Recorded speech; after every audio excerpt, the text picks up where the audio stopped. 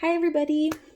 Nobody showed up on the Google meeting at 3:30, so here I am recording a video for you. It's going to go super quick and it's going to have a lot of important information. So get a pen, write this down, or grab your computer, type it up, okay?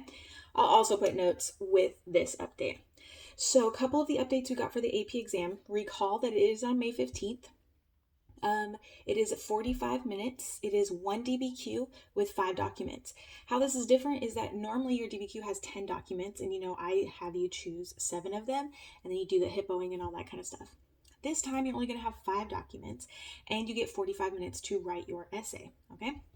Now, the new thing with the AP exam that we were just told is that it's actually only going to cover units 3 through 7.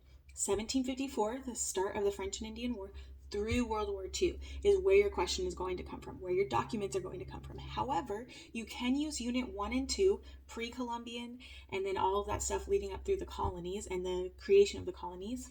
And then also Units 8 and 9, which were the 70s, the 80s, the 90s, and the 2000s. You can use those two bookends to basically create contextualization or get complexity points on your analysis and reasoning by connecting things across time periods. So you can connect to time period 8 and 9, you can connect to time periods 1 and 2, but your question will come from time periods 3, 4, 5, 6, and 7, okay? 1754 through World War II. So basically what the exam is going to look like, they ask that you're going to log in 10 to 20 minutes before the exam starts because you have to go through all these security protocols to actually be able to get on and take your exam. They want to make sure you are you and you are not somebody else trying to be you.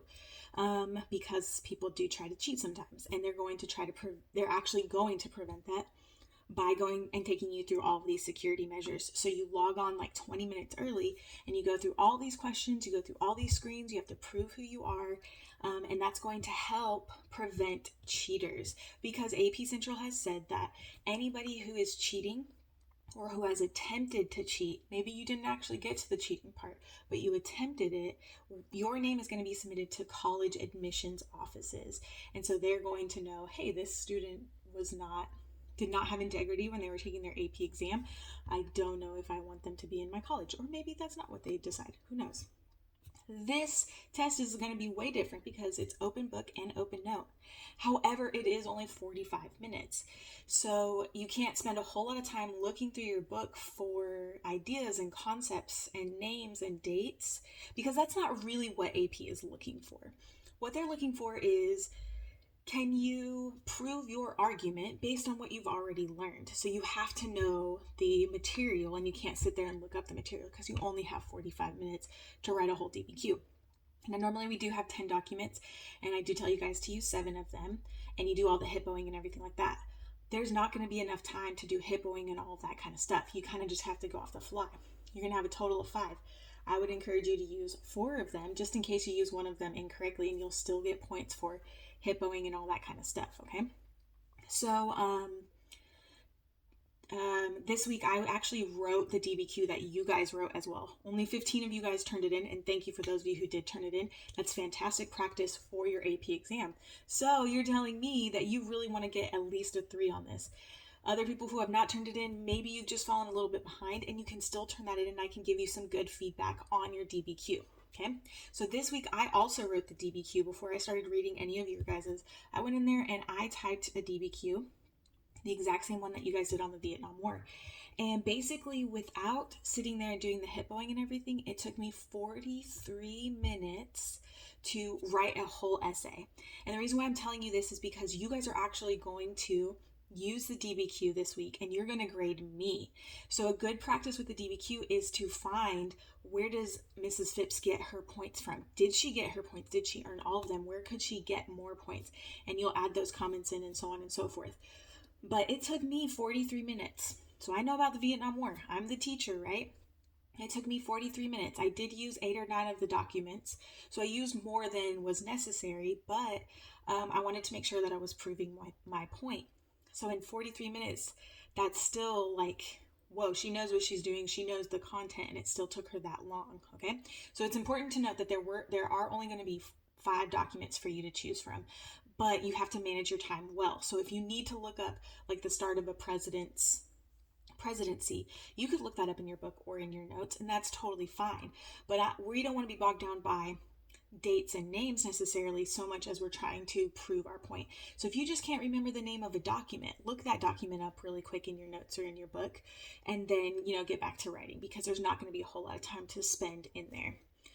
That's it for the updates that I have.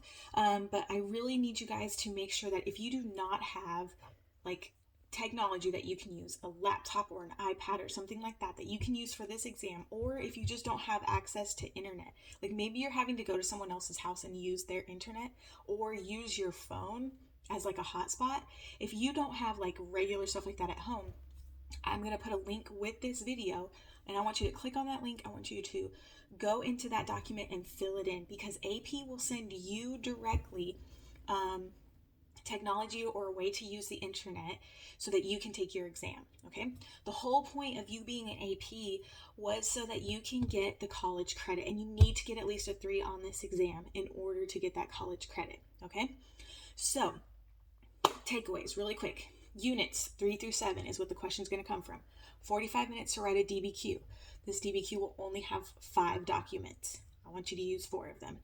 There's going to be exam security to make sure you are who you are and you are not cheating, because cheaters' names will get sent to college admissions offices.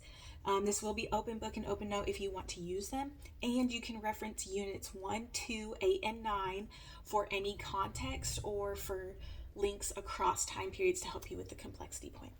I love you guys. I miss you so much. I hope life is fantastic and amazing. If you have any questions, remember you can get me on the Remind app. You can email me. You can put a comment in the Google Classroom, or you can text me. I love you guys. Have a great weekend.